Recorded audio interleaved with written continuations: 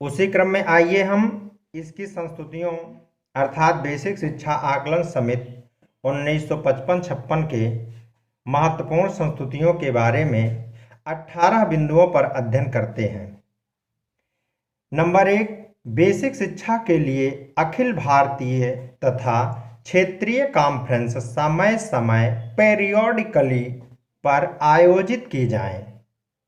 Number 2, basic शिक्षा के लिए केंद्रीय शोध संस्थान सेंट्रल रिसर्च इंस्टीट्यूट स्थापित किया जाए। नंबर 3, बेसिक शिक्षा संस्थाओं के छात्रों की प्रगति का मूल्यांकन करने की कसौटी तय करने के लिए विशेषज्ञों की एक समिति बनाई जाए।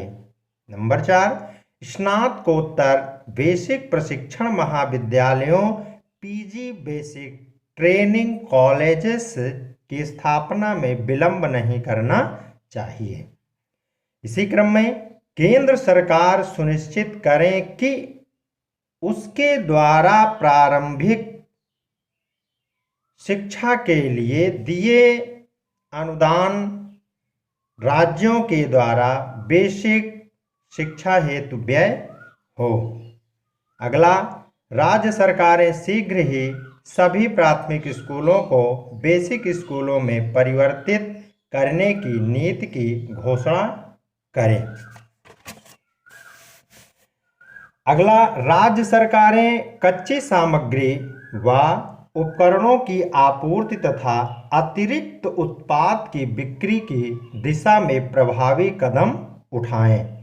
अगला, बेसिक शिक्षा में मितव्ययिता माने आवश्यक खर्च, इसके अतिरिक्त अपव्यय अर्थात धन का अपव्यय न करना, मितव्ययिता लाने के प्रयास किए जाएं। उत्पाद को यथासंभव शिक्षकों व छात्रों द्वारा तर्कसंगत मूल्य पर क्रय किया जाए।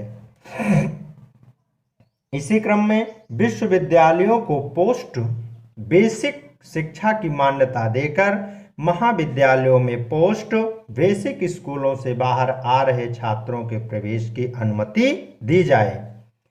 अगला, बेसिक शिक्षा के क्षेत्र में कार्य करने वाले निरीक्षण कर्मियों को बेसिक शिक्षा का पूर्ण प्रशिक्षण दिया जाना चाहिए। अगला, कक्षा 6 से अंग्रेजी को एक वैकल्पिक विषय के रूप में उन स्थानों पर रखा जाना चाहिए जहां अंग्रेजी का ज्ञान हाई स्कूलों में प्रवेश के लिए जरूरी है। अगला, अध्यापकों के प्रशिक्षण को प्रभावी बनाया जाए। शिल्पों के प्रशिक्षण, समन्वयात्मक शिक्षण की तकनीकों व मनोविज्ञान की नई गत्यात्मक प्रवृत्ति में सुधार की जरूरत है।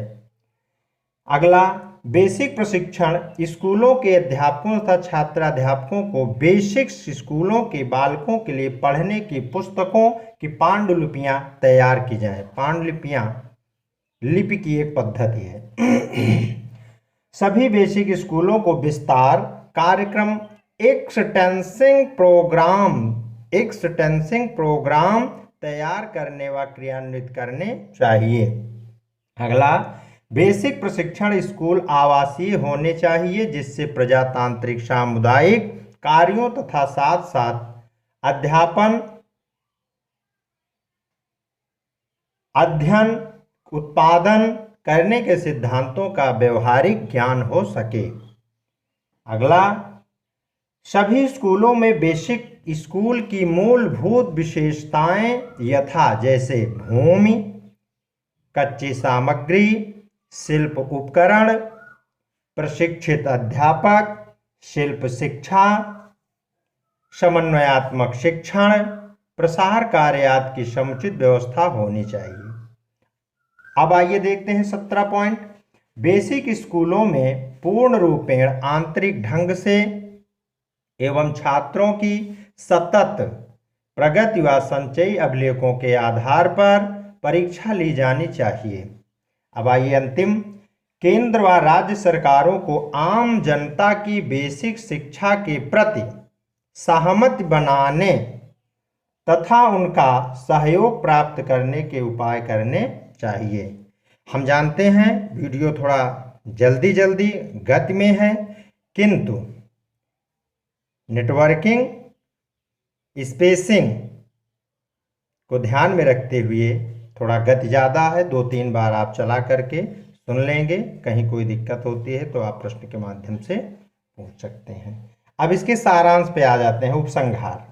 उपरोक्त संस्तुतियों के अवलोकन से स्पष्ट है कि समिति के द्वारा बेसिक शिक्षा के प्रचार प्रसार के लिए अनेक महत्वपूर्ण व ठोस सुझाव प्रस्तुत किए गए। इन सुझावों के क्रियान्वयन से देश में बेसिक शिक्षा के क्षेत्र में पर्याप्त सुधार आया।